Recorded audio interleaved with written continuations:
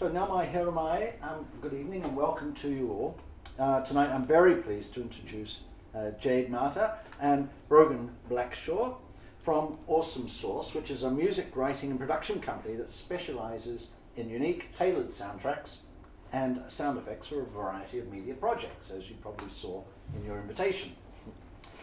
Something that's different from our usual discussion is a look at the game industry, an area that many of you know generates more income than the movie business. It's been said that the effective use of music in video games can mean the difference between a forgettable damp squid of a scene at the end of a level or an emotional climax that leaves you wanting more. Associated with this part of our industry are some very unique constraints, both creatively and technically, that have to be dealt with, and I think you're going to find this discussion of these very interesting and thought-provoking. So without further ado, a warm welcome to Broghan and Jayde. Thank you. Kia ora everyone. Like we said, who we are. My name's Jayde. I'm the audio director, audio designer and composer, sound effects, producer, master, everything else at Pickpock Games here in Wellington. And I'm also the founder director of AwesomeSource, which is was mentioned, which is awesome. Yep, I am the other co-founder and director of AwesomeSource. Broghan, I have a background in music education. I've done a degree from the jazz school at the NZSM. Is there anyone else from the NZSM here this evening? Oh, awesome, cool. Right, so this is kind of one of the avenues that you can go into after your studies. So maybe what we have to say might appeal or be interesting to you guys. And then as well as that, also obviously do some compositions and contract for sound design and things like that to Pickpock as well. Yeah, so a little bit about Pickpock. Pickpock is one of the leading mobile game designers in the world. We've been compared to as the Weta of the game industry in New Zealand. We've almost up to 800 million downloads for all our products.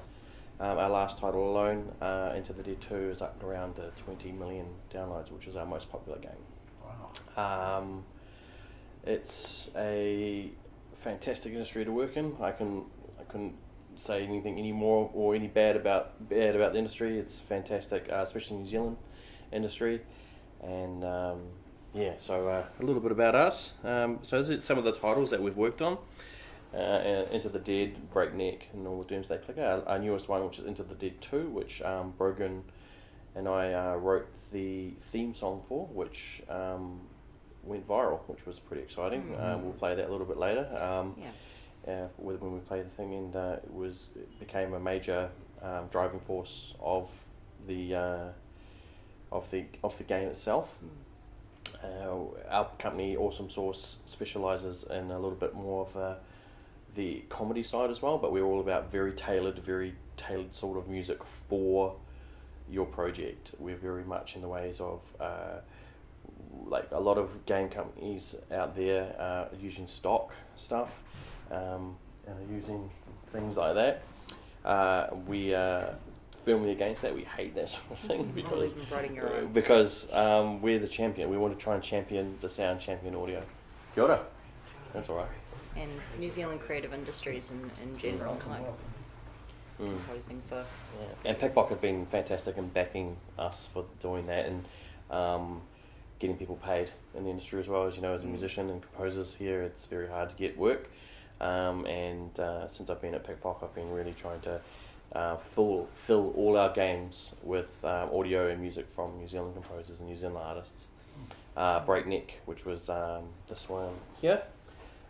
Featured an artist called Caddington, who's an EDM artist, and he has now since taken off around the place. He's a very good artist, so we're always trying to implement that sort of stuff.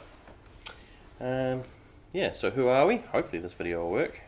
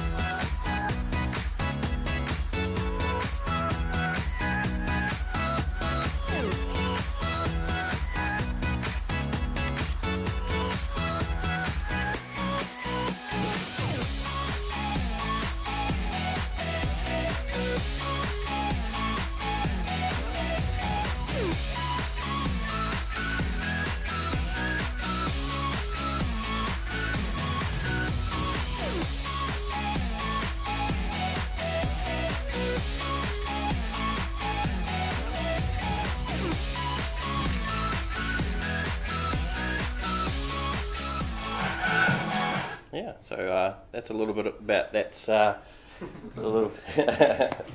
So that's quite an old trailer. That's 2014. I should update that. We've got some. We've got a few more on there, but that last game where you saw the giant boulder of death, that was one of my favourite ones. It's heavy metal.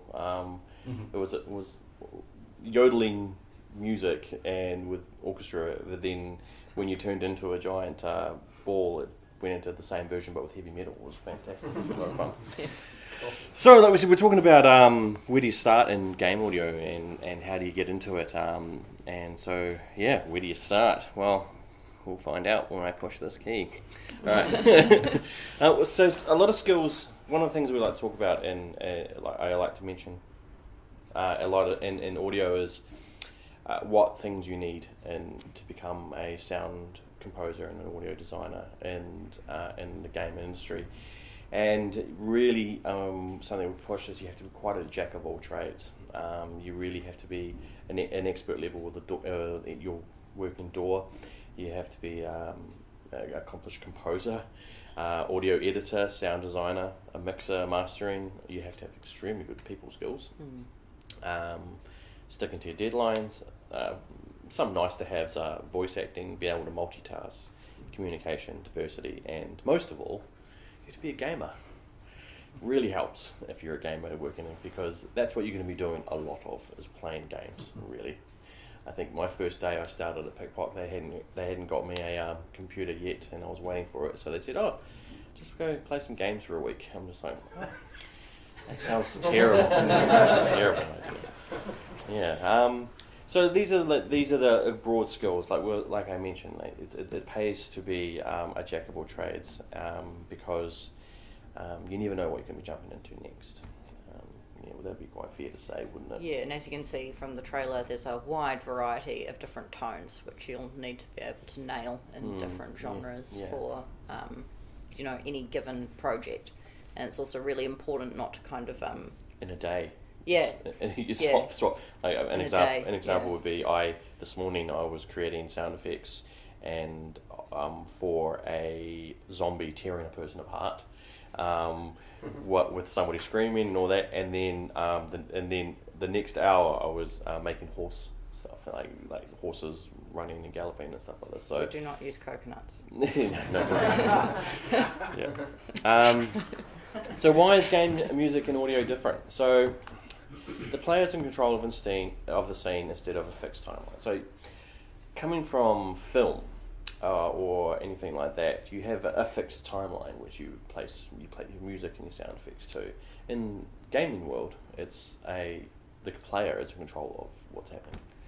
So like I was saying, it's closer to theatre than it is to television and movie. So elaborate on that. In theatre, you have actors. If you're scoring a theatre and you're running the score and you're running the sound effects, what tends to happen is actors like to drag their lines. They might be tired, they might half asleep, or they're nervous and they rush their lines. Or they forget. Or they just genuinely forget. Yeah. So you've got to cater for all stuff like that. So you've got to have your loops running smoothly. You've got to have everything running well. And so in a game perspective, what's important is that you can cater for anything in any situation. A player, if any of you've played Grand Theft Auto or anything like that, might decide just to run into a wall for 45 minutes, or he's left his controller down and the cat's leaning on it and it's just going around in circles. But we have to cater for all those situations. Last thing the sound designer or a composer want to happen is that all of a sudden there's no sound or no audio. That's a nightmare for us. So it's very reactive to what's happening on screen. Yep. So we are very, very much in the ways of whatever's happening, we're a support actor. That's the way I've always liked to look at the audio, is we're a support actor for whatever's happening on screen. So every movement and everything that you see on screen has a sound, or should have a sound. If you're ever playing games or playing anything like that, and something happens and there's no sound, someone's messed up. Wow. Yeah. There should always be sound, and you will need to kind of like think about how that sound will loop so that there's never dead space. Yeah. You know, like dead air where it should go. And it's little tricks and of the trade, which we can talk about after this, that to help with that stuff. But sometimes, like, you got game music and the intensity of a film score, which you need to squeeze into 10 megabytes. So that's how much is usually allocated for a mobile game audio. So there's a lot of finicking, a lot of building systems that you're only working with, say, 10 5-second loops, and out of those 5-second loops you have a song. But you might say program it to play this thing for 4 beat, this thing 4 times, then move into this one 4 times. But then, okay, this happens, so go back to this one 4 times, and then but to the listener it sounds like a composition. So our process. When I first put this together, when I asked to talk about our process, then we almost panicked, because it's just like any creative thing, we have to think about what we do. What? No, I just want to do it. So it's very much like that. It's like there is a process, there's a method to the madness, but it's not really. It's different every time. Every time we approach a project, it's very, very different. It's a bit largely depends on the tone of the piece and things like that. But yeah. Yeah, so that's exactly our next point. So, you want to talk about the tone? Sure.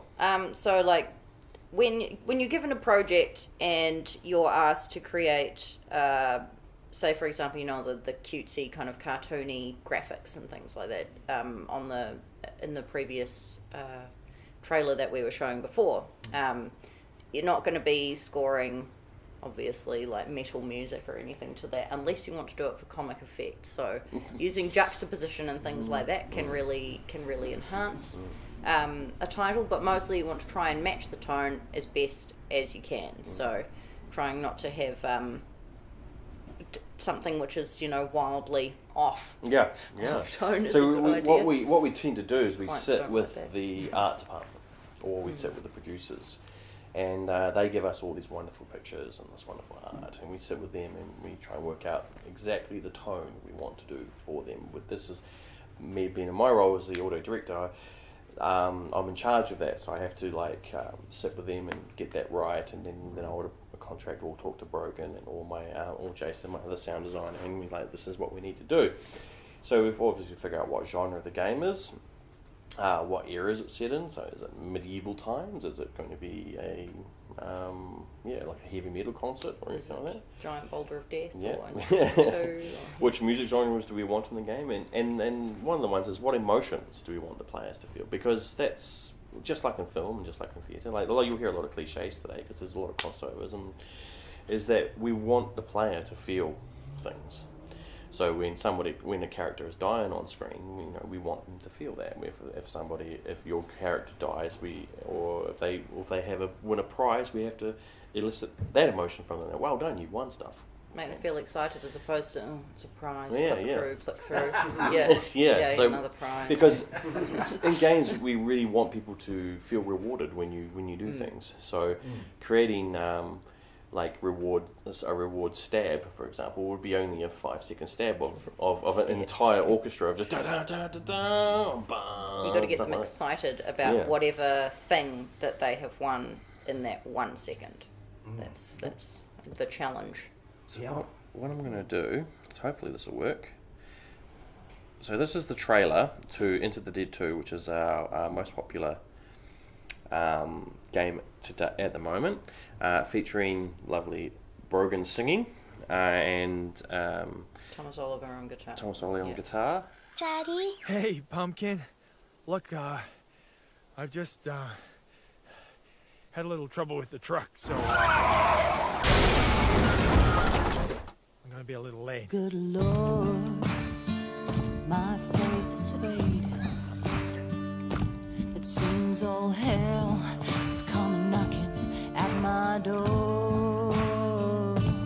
I'm gonna sleep with one eye open, 'cause it seems clear you don't come around here no more.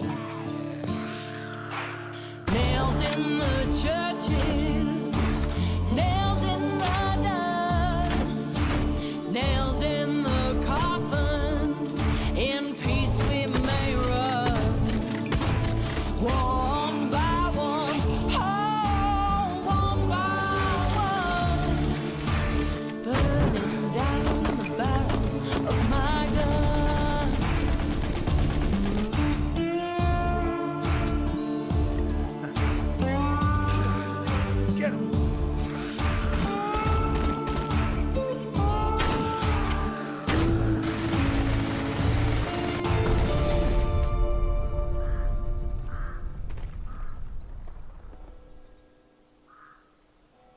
see you soon.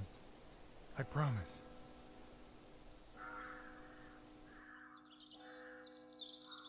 It's the same as it ever was. Just us and the drag.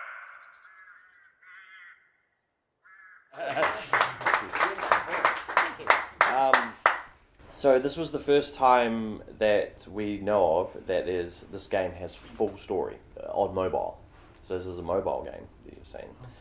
And it's a fully story-driven game from start to finish, and we had writers and script writers in, and went up to Auckland, recorded all the actors, got them through and did everything, and it was Pickpock's big sequel to its originally the most popular game we had, and it was very highly anticipated, and luckily it went well. We're quite happy with it. It's gone really well.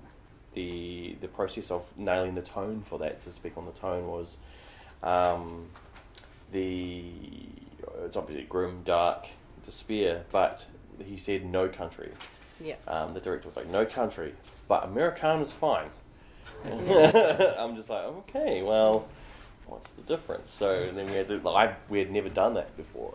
And so Broghan was tasked, really, and we had nothing, absolutely nothing, until he gave us to Wednesday 3 weeks, and then on that Wednesday night we had a whole bunch of different stuff, and we had a chorus line here and it just wasn't working, and then Broghan kicked me out of the studio and arranged it all and in then 30 minutes. just kicked me out. Get out, I need to work on this. Yeah.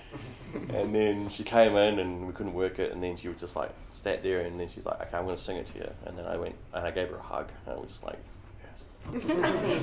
that's the one. And then we sent it to Mario, who is absolute. If you get a compliment from him once in your lifetime, He does one a you year. record it. He does one compliment a year. One compliment a year, he says. Yes. And he sent back One piece of criticism, so I think that's all right. Yeah, so we were good. So that's what we did for that, and so and then that set the tone for the entire game, and then we based everything of that. So all the background music in the game and everything like that is the slide guitar, which Ollie did for us, slowed right down and pitched out and made it all gross and things like that. So we had a lot of fun working with all this stuff, and really set the tone for it. And then we released, just quickly, oops, no, there's emails, you need that, the second part of the game. So we released an update for it, and it was, okay, this is going to be set in snow, lots of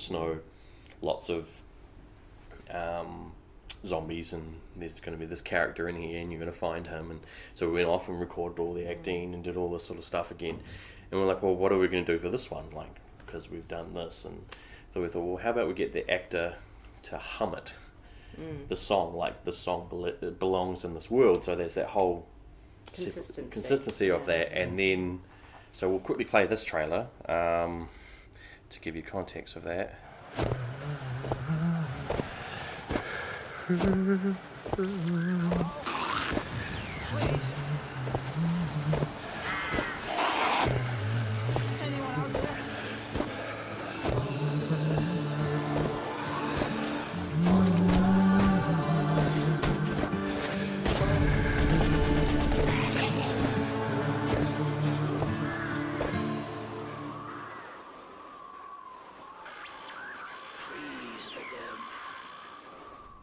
Quite a cool story, that one. I really so that's a little bit like how we nailed the tone and tried to work with that. So obviously we like country music would have been okay for that, but disco would not have, obviously.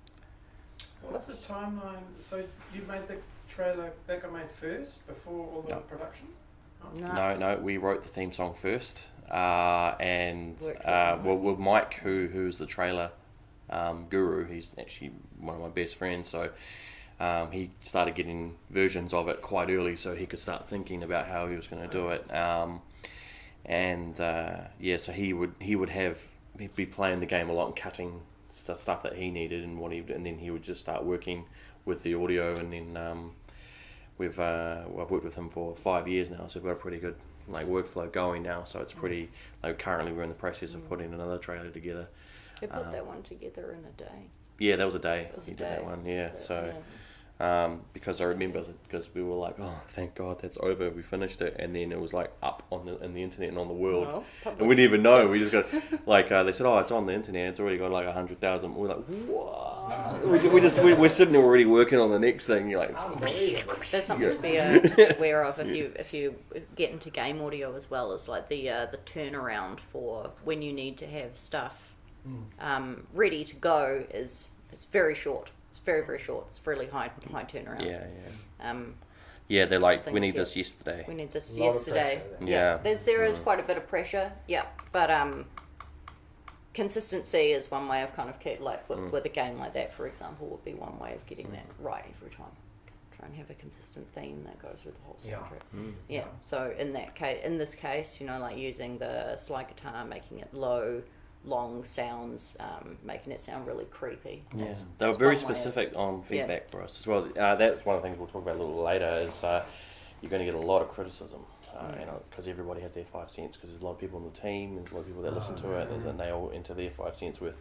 So it's not just one director doing that. No. So what happens is that you work with a design director, and then I work with there's 5 or 6 teams that work in Pickbox that are all working on games at the same time. Some of them are various developments. Some of them are like Into the Dead 2. That's a fully fledged game still going. So they have a full team of about 30. And then there's another game which is working. They have about 40. And then there's lots of little teams that are working. They're all working on little projects. So and in each team there's broken down into your leads and then your lead producer. And the leads will be your lead artist, your lead coder, your lead designer, and your producer, and they all have input on your music. And not including your division heads, which are the CEOs and all that, and they all have their 5 cents too. I've got to the point now where I've worked out that they just kind of trust me. So they just go, just do what you do, and then and then I come back and they're like, I don't like it, and I'm like, well, that's too bad now because I've already done it. So we'll get on to a little bit, like obviously the concepting of stuff is generating of new ideas. So sitting with a new client, get as much information off your client as you can. Like, just go, I want all your pictures, all your concepts, all your things, all of them, because you know, some of this may seem like common sense, but you really don't want to go in there with not knowing what's going on. Yeah, and lots of clients as well will be really visual people. There are kind of like few people like who understand music at all. If everyone in here kind of understands it because we're all composers, but or other work in the music industry. But most people are visual. So if you get them to send you in lots of pictures, that might give you a kind of better representation of the tone that they want. That's one piece of advice. Music references are very, because then they get that in their head. Yeah, that they want this thing. But I want Johnny Cash, and I want this thing, and I want you to just change the notes on this, so that but that's not creating your own art. So we normally compose and flesh out a concept, one song concept of 60 to 80% fleshed out, and then what we tend to do is, when we have time, is do 3 ideas. And so you concept the safe idea, which is what they asked for, like, and you get a brief from them, and it's like medieval music. Okay, cool, that's fine. And then you do one that's a little bit risque, and then you do one that's really left field and just way out there, and then you present them in order, and then they're like, it doesn't really work. You go, well, I got this one, and they're like, we want that one. And most of the time it's worked because they've given us, they kind of trust us now, so we're kind of lucky. But so that's how we tend to do it. If you've got time, is to try and give them a few options and do the pink lightsaber effect. I don't know if you guys know if that is. It was in Star Wars movie. What they did is they gave him a pink lightsaber. One of the characters a pink lightsaber. So the producers had something to point at and go, "That's not right." And then they ignore the giant dinosaur, or the giant alien in the corner. So if you want something, you give them something really big, and then they go, "Oh, I don't like that one." So you go for the middle one, which is the one you may have wanted all along, or something like that. So it's important to show the one that you like the best last. You like the idea that you like the best last, but also don't don't be too invested in your ideas. Yeah, that's because right. they're going to chop them all up. They're going to scrap them all, and you're going It's to about end up getting- having to write a whole it's bunch exactly of stuff. Right. Yeah. It never be. Don't be too It's precious. so about hard the- not to be connected yeah. to stuff that you write, but for us, it's all about the game. Because It really the is. turnover's so high, they might you might get really invested in an idea, and the next day you have to kill your babies, as it were. So this area of stuff when you're presenting to people is it's really about just getting ideas out, not really worrying about production or anything like that. So it's just giving them stuff. They to some extent they understand that it's all work in processes. So iteration, which will be a lot, you do a lot of it. Again, much thing as possible, information as possible. Never take anything to heart. Do your best to. I know it's hard because it really can. Because sometimes you've just put all this effort into something, and then the producer might not see your vision, and then they just go, "Nah, we want it this way," and then you're like, "But this way is cool," and then they're like, "No, we like this way." Which we've had in the past with a game. We wanted to do totally 80s retro, which totally suited it, but they wanted a bit more contemporary. And they went with the safe option, and that is also fine. You can still do a really, really good job of the safe option. But ultimately it's about doing what's best for the title, and that's what's best for the team. End of the day, you're a part of a team. And at the end of the day, do what's best for the game. So production. Once the mood and tone is confirmed, lose yourself in it. And then, this is my favourite part of the process. I just surround myself in all the pictures that I have. I have my backdrops on my computers, all the artwork that I'm working on, and I just write. And when Broghan comes in, and we'll just sit there and write together, and then we'll play whatever version of the game it is to death, and then just start writing, having fun, and jam some ideas out, and whatever tone and mood you guys have worked on. There's a couple of reasons why you have to play the game to death. One being that it gives you a really good idea of obviously tone and mood, and where you should put sounds as well, and also it gets you thinking about what needs to go in here. Like you might have an idea while you're playing the game, whatever. Yeah, so total immersion. Yeah, totally immerse yourself. Play the game to death. Keep notes. It was one thing I've never ever put on here, and I haven't done that. But you do really have to be absolutely bat crazy to work. As you know, as a musicians and composers, people think you're mad, but to do this in gaming and you got double negative there, so so maybe it's a positive. Huh? It's a good thing. When you're composing for games, you really do have to think in layers. Each layer can be an independent track in itself. Do all layers work together in any combination, and do the layers blend nicely with other songs? So currently I'm working on a game where it's a fully interactive music system that happens. We'll say it's a race of some description, and during the race you can move positions and shift positions at any time. So there's a base layer. There's a base layer of composition that sits on the bottom, which is just some horns, some strings, just playing a nice chord progressions. But as the race starts progressing and getting a little bit more intense, we start adding intensity to it, which is filtering in more layers and more layers of the sound. So you start bringing in some more cello, some more staccato stuff happening, and then your main melody line and your horn line will come in at the end. But then that's just one section, and then we move into another part of the race where we'll need to seamlessly fade into another block of 4 compositions that would fade in and out of intensity. So when you're writing, everything has to be able to work independently of itself. And with everything else at the same time. And 16 to 32 bar sections. It's very important to keep it simple, because otherwise you'll run into clashing stuff all the time. Keep it really simple. Use a lot of ostinato as well. Things like that. So especially in gaming, and this works in film and theatre, be a supporting character, not the lead. Like I said before, you are a supporting character. You're there to support what's happening on screen. And learn how to be there without being heard. Every silence is also a very powerful tool, as if you've worked and composed before, and it has its place. So that's self-explanatory, really, isn't it? And give it space Give it space, yeah. So be in control of the emotion that you want the player to feel. But when it's your time to take the centre stage, as the music, own it. So an example would be comedy game that we've worked on, which was the song "Have You Pushed the Button Yet?" Doomsday Clicker.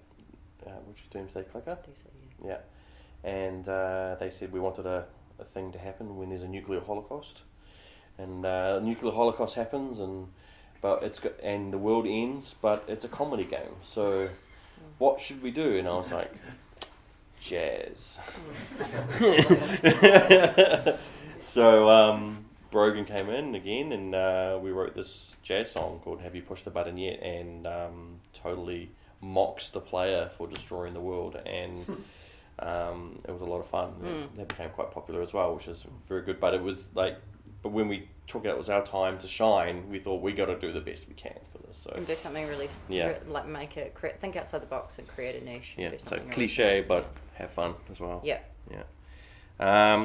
I don't know how much SFX designers. Does here. anyone do SFX design? We can, yeah. You do a little bit of that, yeah.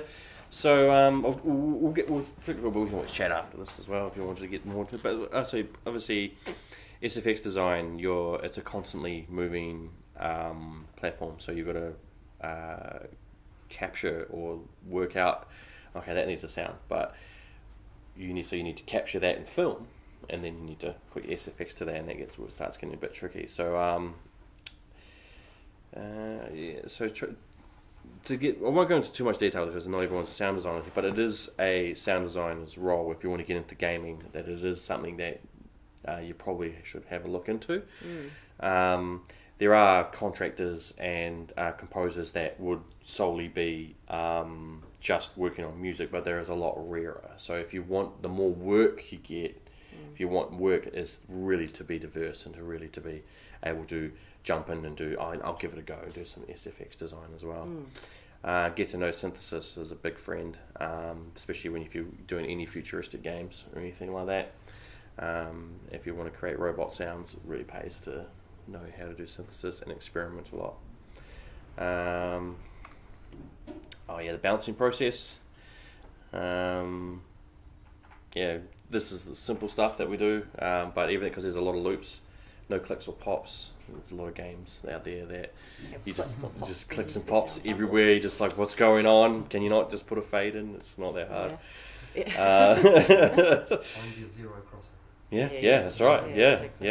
It's so important. Like, it's such an important little detail to remember. Yeah. And a lot of people miss. So it's and just being able to create a loop seems to be hard.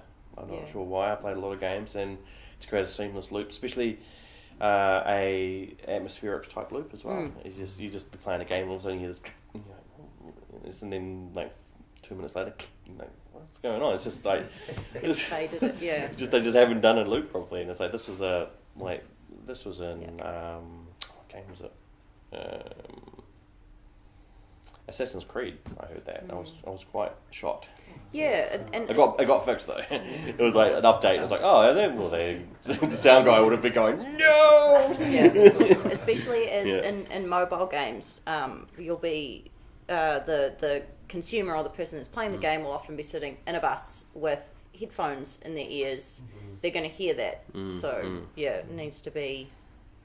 Yeah, and don't miss one. And be highly organised, meaning label everything very well, because you're going to get things lost, and you're going to have to go back to projects, which, say for example, Into the Dead 2, I have probably 80 projects, individual projects just for that one project, having all that labelled ready to go, and then inside that project, I don't know if you can in other projects, but I use Logic 10, you can have alternatives in that project as well. So each project probably has about 6 or 7 alternatives in there as well. So you really have to be organised. Or you lose everything. Yeah, and then you go, it's hours of work potentially. Another skill to have is implementation of all the audio. So this here you can actually see, this is a Fmod, something that you would have to get familiar with.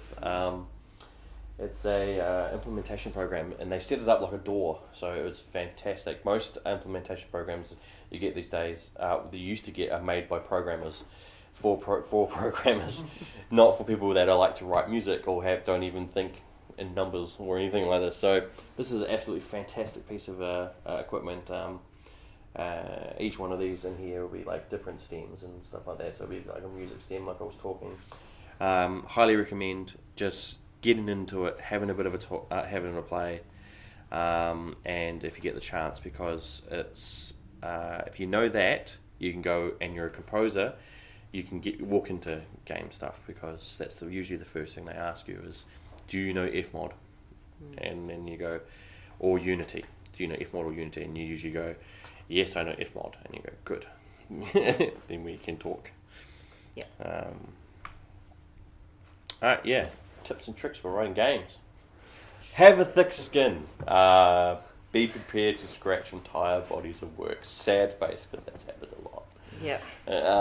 And that's fine, because you can always recycle it for other things as well, Yep. which is what tends to happen. Sometimes designers will hate it, and that is fine. They'll tell you that they hate it. Or art Yeah, people. or art directors. It's a matter of personal taste, and that's absolutely And that's fine. fine, but you feel free to argue with them. Yeah. Which is still part of a team. Yeah. So sometimes people will hate your work, and that's okay. That's fine. I mean, you know, that's their opinion. It's just, if it's a stakeholder, then you listen to them. If they're just a person with an opinion, then you know, that's fine. Don't listen to them. This is one that I like to hammer in. Is be realistic about your quality, and think about the people and the product that you want to be writing for.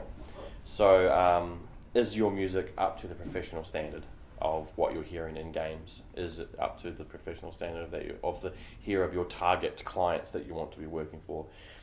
And aim to be better than that standard. So it takes, just like anything in life, it takes 10,000 hours to get to amazing at it. And we by no means are any close to that. We fluke our way through it. And it just turns out okay, and so people like it, so it's good. But it's aim to be better, and if you aren't there yet, write some more until you are. And that's unfortunately the industry, is that being in the position where I am, I get to see everybody's CVs and emails come through. They all come to me, and I'll get at least 4 or 5 a week of people wanting a sound design job. Some of them are very interesting. Some of them wouldn't get past, because their portfolios not up to scratch, which we'll talk about a little bit later. But it's a very highly sought after industry, and when you get that idea, when that thing comes through, and you get that opportunity, just be ready and hit that home run, and just try and I'm going to do this, and don't say no, and protect your ears. Yep. So that's the thing that I always used to say, because being an ex-drummer, I didn't follow that advice, but luckily my hearing isn't that bad, and so I can still work in this industry, which is great. Know your tools and distribute your music widely as possible. Yeah, but on the protect your ears front, you're going to be in headphones for 8 hours a day. So once you've got your stuff up to a standard, make a sexy portfolio, get it to everyone, but already spoiled it. Don't be a dick. And I mean this in the ways of we're all in this industry, and everybody is so small, even in the world. This is such a small industry. An example would be some people approached us about doing audio for a game in a game company in Jerusalem? Israel. Yep. And they said, look, they weren't happy with the last sound design, the last composer, and they said, look, sorry, conflict of interest, we can't, currently with Pickpock at the moment, we can't do anything for you guys, but we're happy to talk to you in the future. Then 1 week later, the guy who made their audio applied for a job at my thing. So, and from Israel, who was their old sound designer, who applied for a position at Pickpock because he left there, and it was like, wow, this world is so small. It's such a tiny world, really, and then the music industry is even tinier. So, don't be a dick. Because people because I'm also a producer outside of this. I produce and write for artists, and in the industry, in the music industry as well. It's like people who come through, if there have been they've peeved off one producer, like no one else want to work with them. This is something that I like to push as well, is templates are your friend, really. Optimization. So if you're going to work on if you're going to be working on an orchestral piece, set up your templates ready to go. So you go in there and all of a sudden you've got everything ready to go, and then you don't have to sit there and just click, click, click, click, click, click, click, because you really want just to get ideas down as fast as you can, and without having to worry about having to open up 10,000 files. Yeah, layout and organisation is very important. Very important. Again, otherwise you'll lose all your work. Work on your speed, but don't compromise on quality. Hotkeys are your friend. Hotkeys, friends, just get into that, because when you're working with a producer or you're working with another sound designer or the trailer guy or whoever it is, they were like, we need this now, can you like get it done? So you're like, and if you're sitting there going, okay, clicking through menus and stuff like that, you know, you're just slowing your time. Yeah. So like this set quest for yourself, this is something that I did, that I used to do to myself to try and improve my diversity as a composer and diversity as a writer, was just to set a random thing. Like I finished fusing a dubstep and Japanese traditional music, and then I'll just set myself, and I'm only allowed to make it with spoon sounds. And something like that, and it really just try and challenge yourself and put yourself out of your circle, because at the end of the day, it'll sound horrible or it'll sound okay, but you've just learned a whole new skill set, and that's something I do quite a bit to limit myself to things. Also makes your practice fun. Yeah, it does. It makes it fun, and limiting yourself helps you be a lot creative. Sometimes you have so much gear that you just like, well, where do you start? You know, know your gear a lot. And like I said, hotkeys. It's funny when you're an instrumentalist, you always practice your instrument and focus on making practice for your instrument fun and enjoyable for yourself. Do the same thing with music technology. It is your instrument. Yeah. It really is. Yeah. Yeah. So like going with the flow, let the game dictate the score. Remove ego from every project, and I say that in a way of like. Because it's not your project, it's the players' project, it's the people that are playing the game, it's their game, they want to play it, they want to love it. Like I said, be prepared to change everything. The game may and very often does change halfway through, so this is okay. We've had that problem, we've had that before, I've totally written one way and then they've gone, actually we've changed the game and it's going this way now, and just like, okay, delete and start again, and that happens quite a bit. We'd never actually delete. No. Like, always save all of your work because you can pull and help. That's right, thank you, Broghan. Yeah. But put it away somewhere for later. Yeah. Be diverse. So diversity.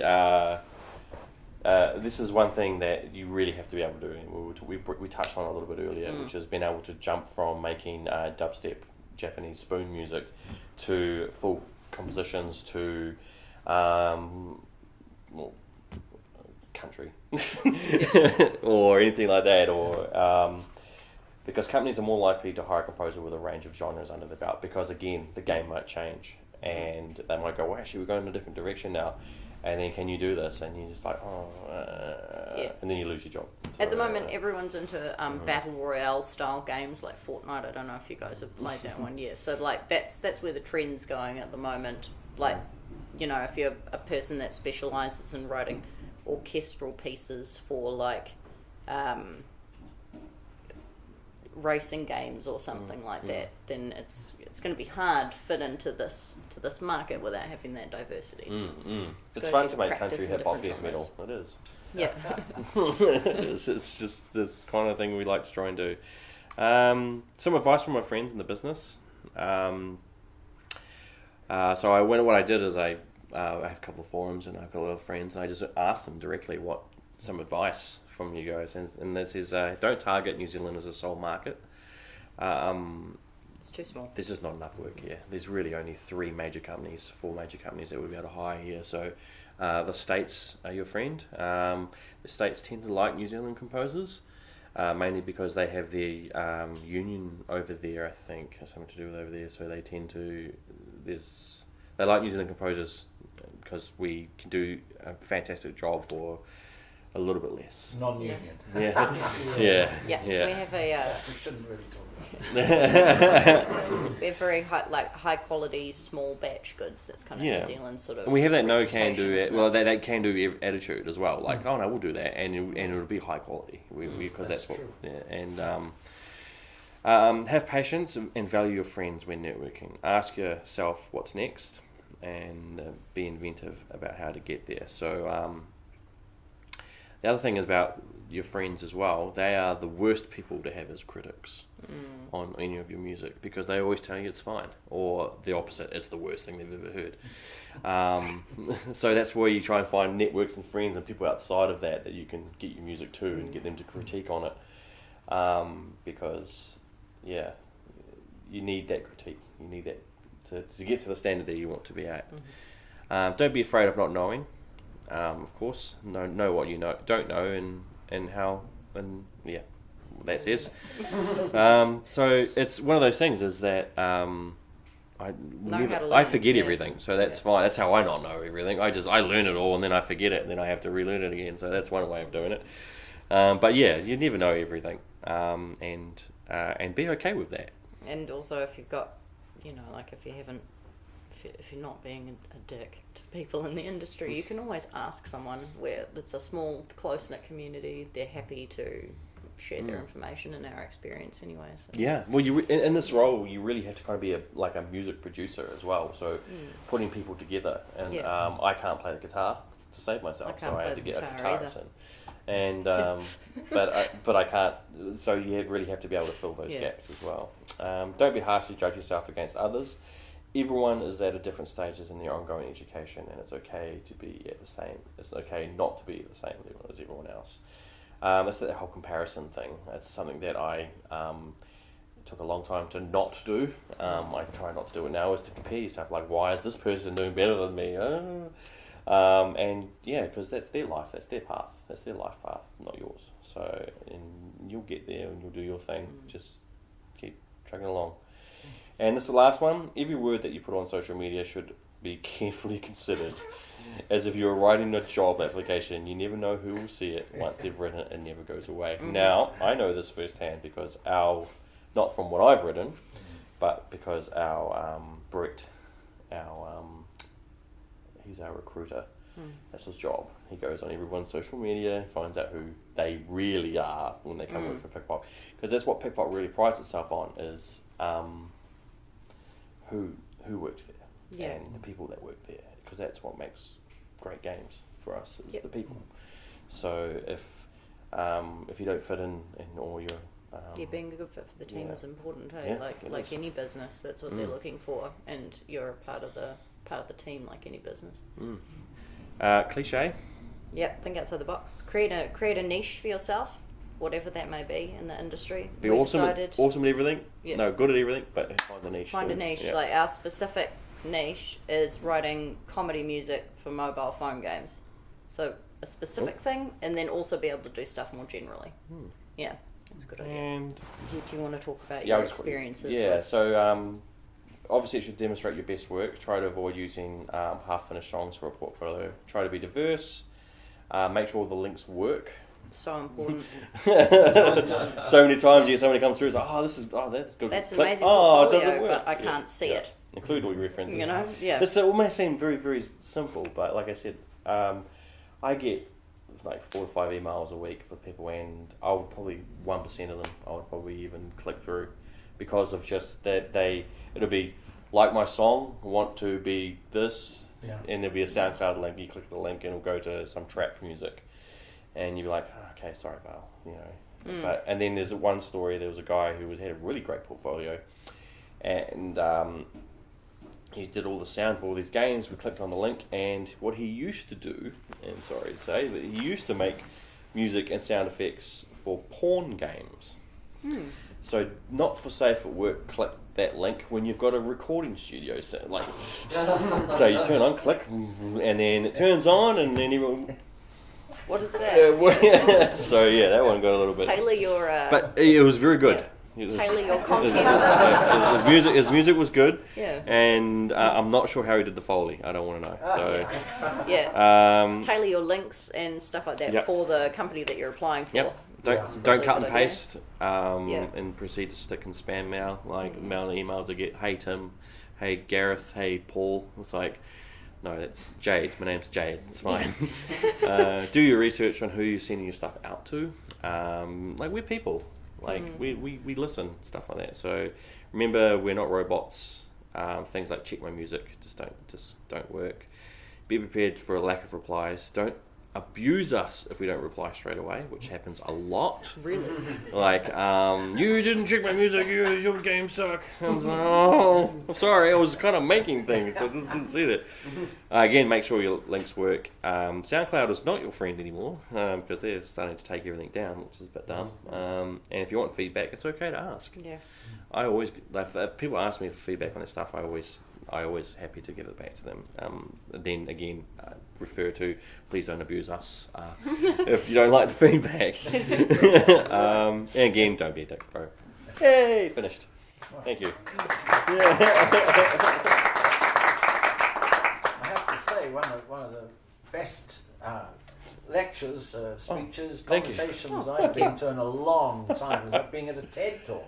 And so much great advice. Thank you. Thank you so much. But questions, yes. Let's try and keep them short, so everyone. I'm sure you're all itching to ask different things. Yeah. Who'd like to go first? Or there were going to be questions. Yes. Yes. So just what we were talking about, the embed portfolio, applying for a specific job or game.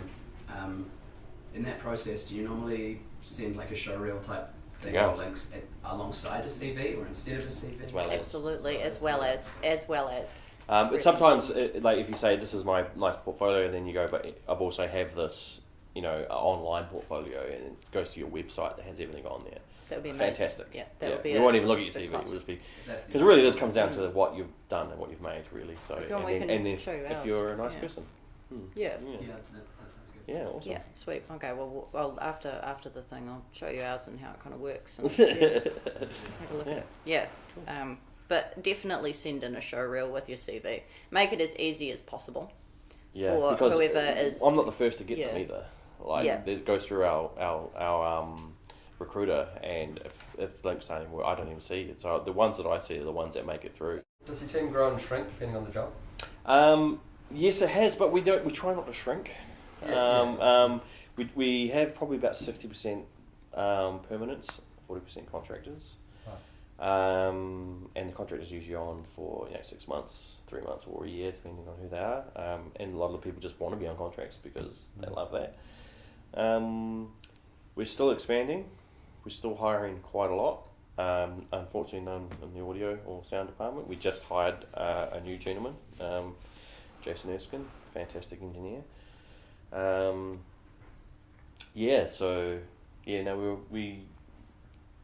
We try not to shrink too much because it's just bad for morale as well.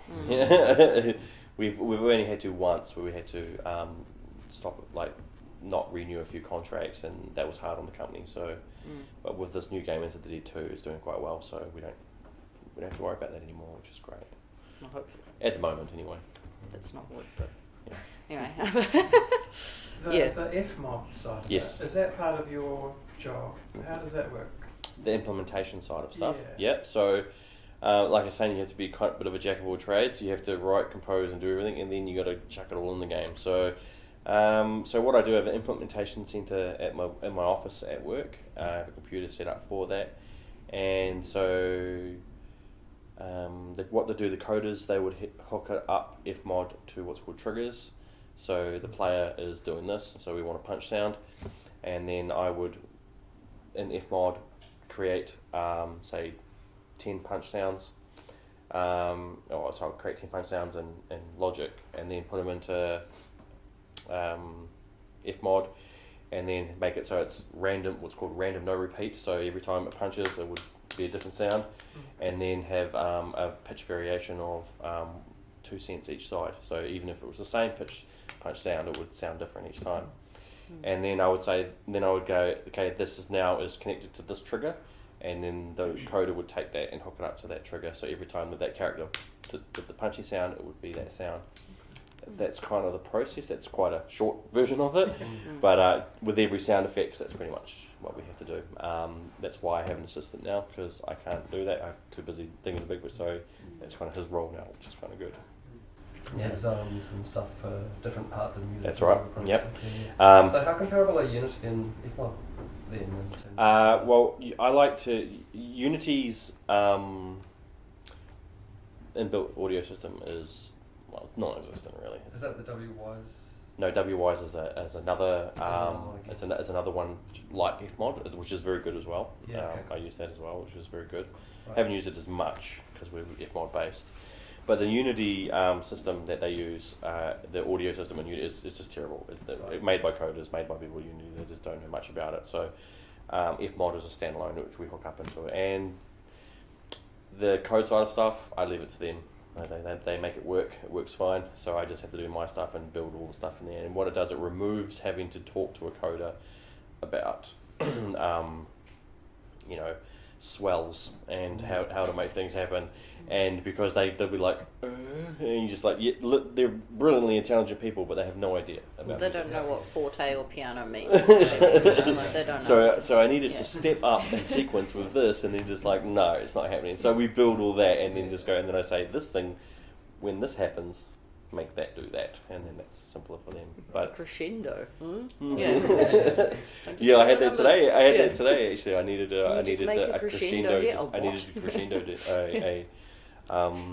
Symbol crescendo to bridge a gap between two loops that were blending together, and I had to explain what it is right at the start what a crescendo was, and I was like, oh, it's just this. Okay, sorry, play this file then, and then that was like, oh, okay.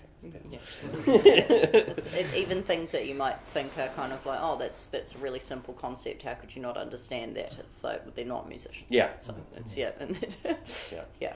So it removes that problem of communicating musical ideas, which is really hard to do with language, unless you're familiar with, like Italian performance directions and things like that. It's quite hard to communicate exactly where it should get louder or softer or whatever. So FMod removes that whole problem. Removes it all, because we just do it all ourselves, automate it, so we don't have to worry about anything. So it's so good. If it's not out of bounds, can we talk about the financial side of things?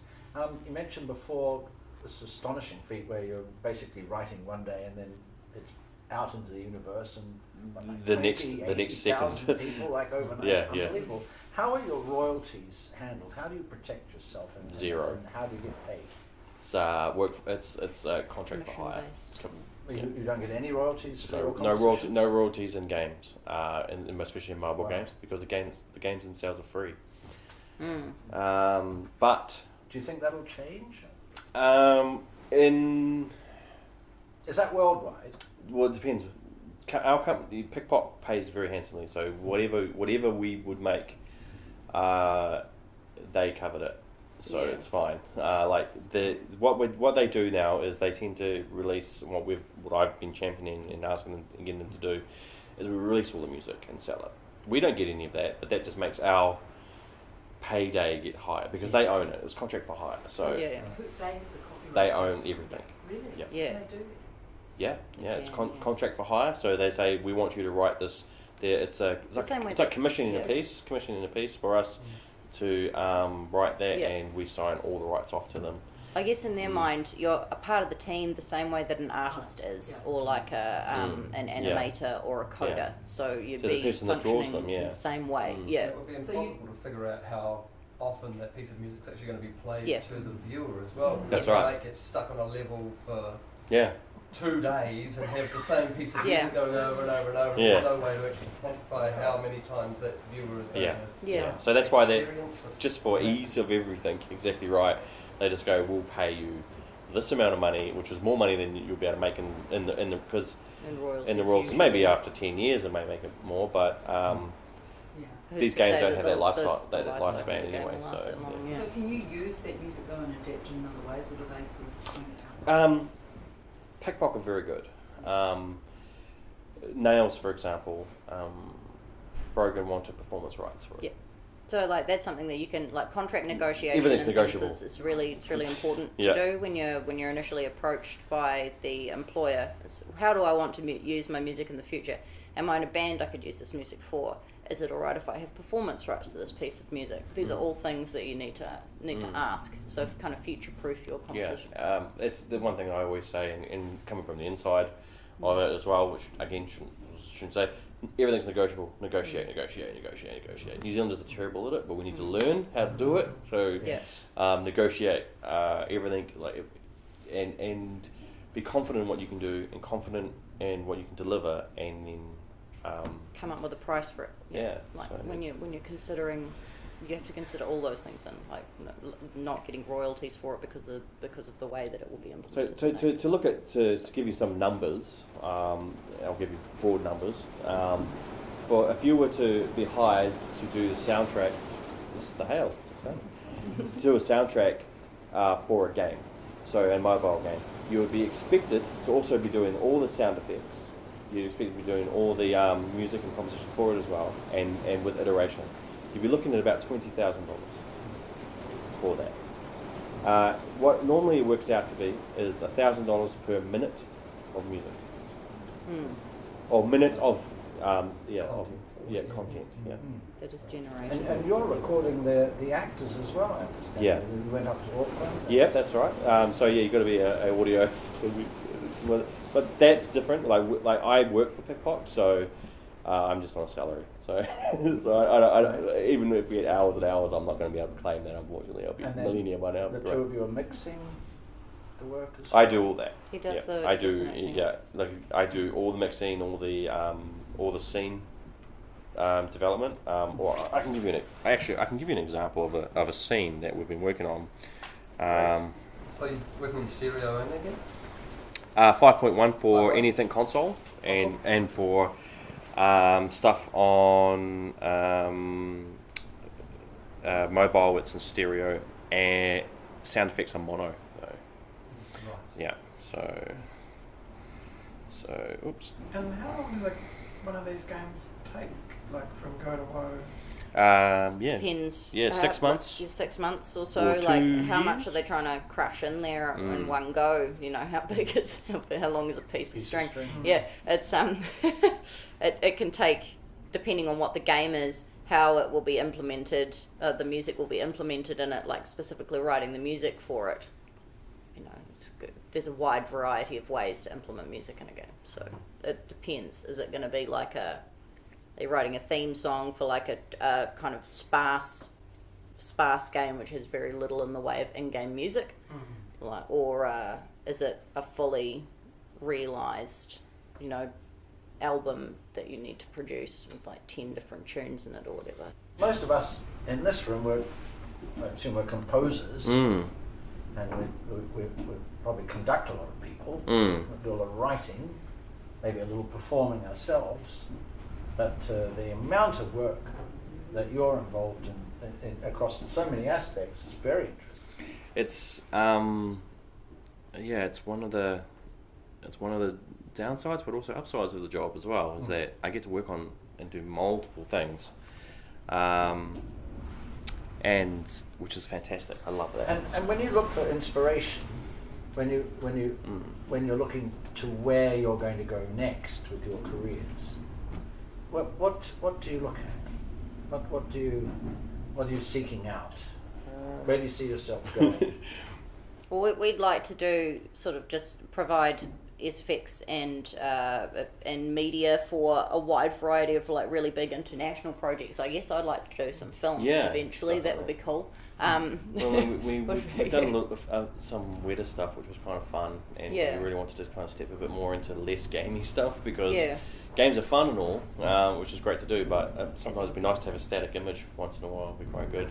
There's a lot of different bits and pieces, as you can probably tell from the talk. Like, there's a lot of different things, and it's kind of nice to just focus on music creation and composition as well. So that would be something that I'd be interested in doing in the future. I think a goal of AwesomeSource is to be a music production, fully music production company, but that also includes working with artists as well, like working with coming from a producer background.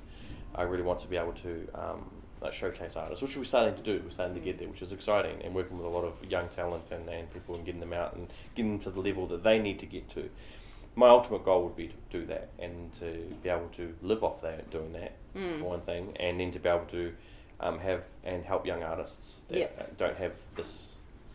Because I learned everything from scratch. I'm a YouTuber. That's how I learned everything, my craft. I went to SAE, studied at School of Audio Engineering in 2005, and then completely forgot everything that I did. And then in 2010, had an existential crisis, turned 30, and went, what am I going to do with my life? I was a DJ before that, and said I need to basically I moved back home, and to my mum, called my mum, I don't know what to do. I was in Sydney at the time. And I moved back home, and I was at Mum's place, and just on a little red mattress, which we still have at the house, and reset, really. And said, well, this is what I want to do. I've got my studio. I had a Mac Pro and 2 monitors studio at the time, and that's not my studio. So and I was really wanting to do this for a living, and so I just taught myself from scratch again, and YouTubed, and lots of mistakes and lots of errors, and just kept trucking. I had a bit of advice from a guy that was an idol of mine called Rob Swire. He's a producer for a band called Pendulum, and I had the luck of meeting him once, and he gave me some advice, and he said there's going to be 5 times in your life that you're going to want to quit when you're writing music, and just all I say to you is just wake up the next day and write one more song. And those 5 times were like first one was you're not going to be able to work your systems. You're not going to be able to know how to use your DAW, so you're going to want to quit. Don't quit. Keep learning.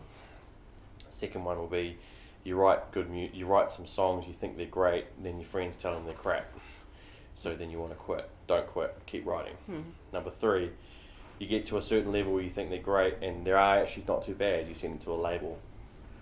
And the label sends it back and says this shit. They're crap. And then you want to work on that. So figure out what's wrong. Why aren't my kicks sounding right? Why aren't my snares sounding right? Keep working. Move on to the next one. 4th one was you get signed, and then you release a song and nobody likes it. Doesn't go anywhere. So you quit. You want to quit? Don't. And then the 5th one was when you're already quite big and you're doing all right, and but there's so much hate, and you stay away from the internet. Because he says you want to quit, but don't quit. Keep writing music.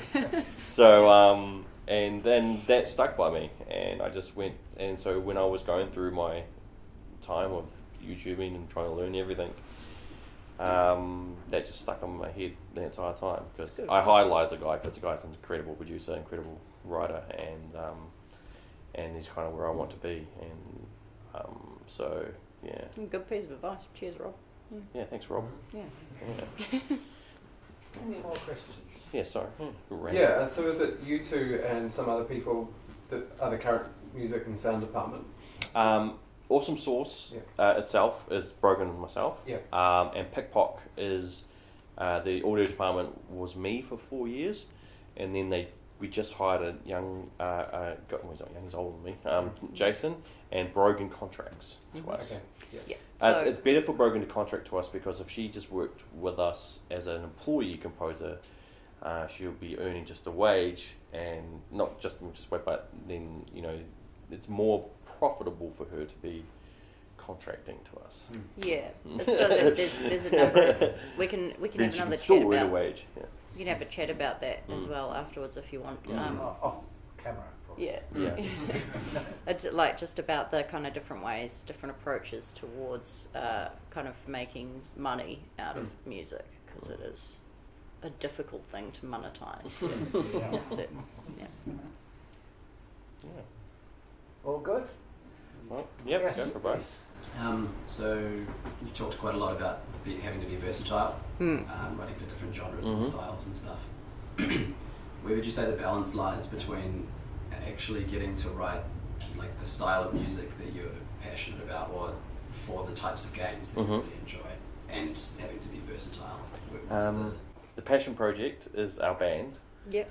And everything in the games is what the games need. Yeah. And so we have a couple of bands, but our passion project's that. So that's what we get to make what we want. But everything else that we do for games and sound is really much what they want and what they need. It's like being an artist for hire, or the person that draws the cute cartoony characters in the games that we do. Maybe their passion is actually oil painting, but they have a. Don't get me wrong, my style creeps in quite hard out. Yeah. Like, it really does. It's like everything seems so macabre. Shh, it's alright. Industrial, it's fine. Yeah. If you can kind of like, if your passion is to just create music, then it's an ideal job, because you'll be doing a lot of that every day, just creating all sorts of different anything you want, music, all the stuff, or sounds. And then when you have to do Barbie's Fun House or something like that, Yep, then you'll be like, okay, but I'm still getting paid to make music, so it's not that bad. Not so bad. Haven't done that game, It's but the 6th time you want to quit. Or My Little Pony, something like that. Yeah, that's the 6th time you want to quit. Yeah. When you have to do Barbie's Funhouse game.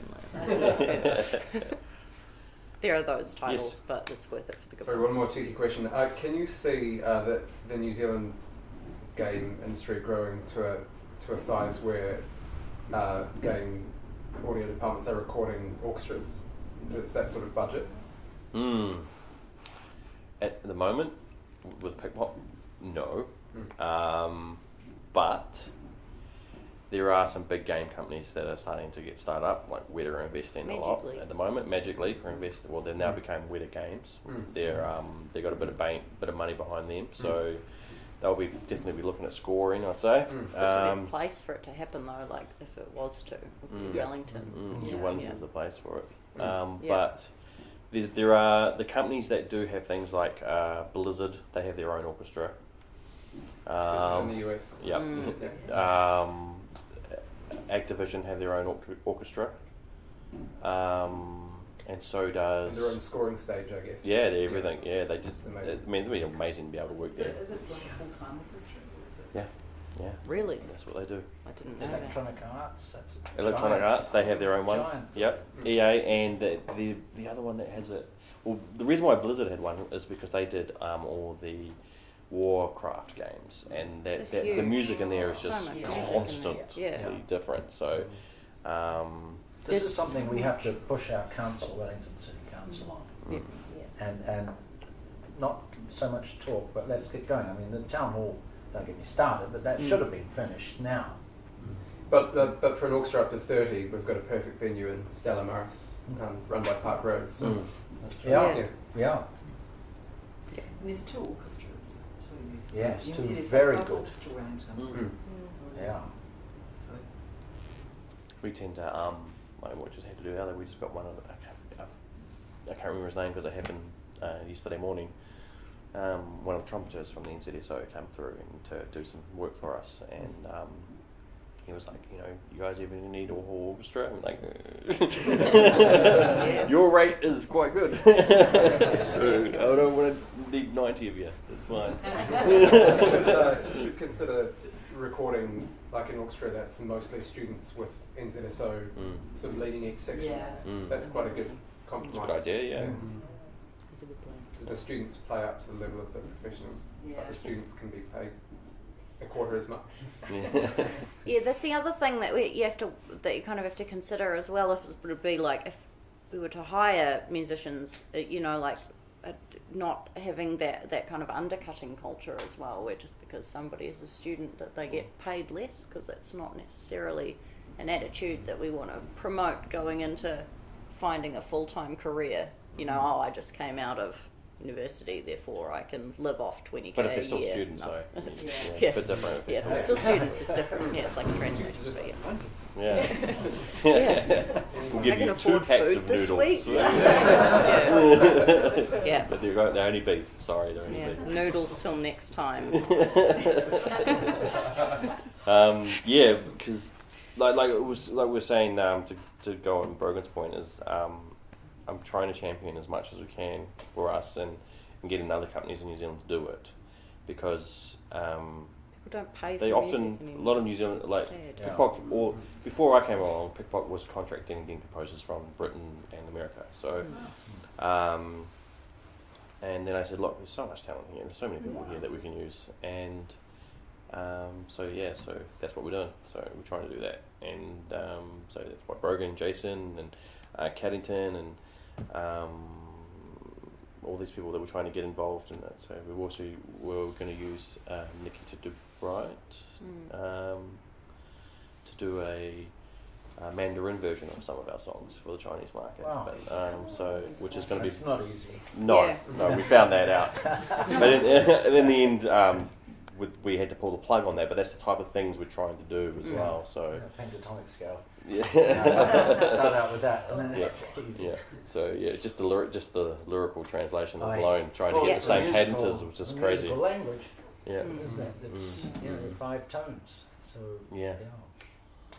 Anyone else quickly? I mean, we'll probably hang around for a while or maybe go and have a glass of wine, but just sort of officially. Thanks, man. Okay, then I really need to thank you both. Thank you. You said earlier on that you're lucky. Yes. I think actually, in reality, you work very, very hard, and I think you'll agree you're very talented, and I congratulate you on being in the right place at the right time. Thank you. Thank you very much.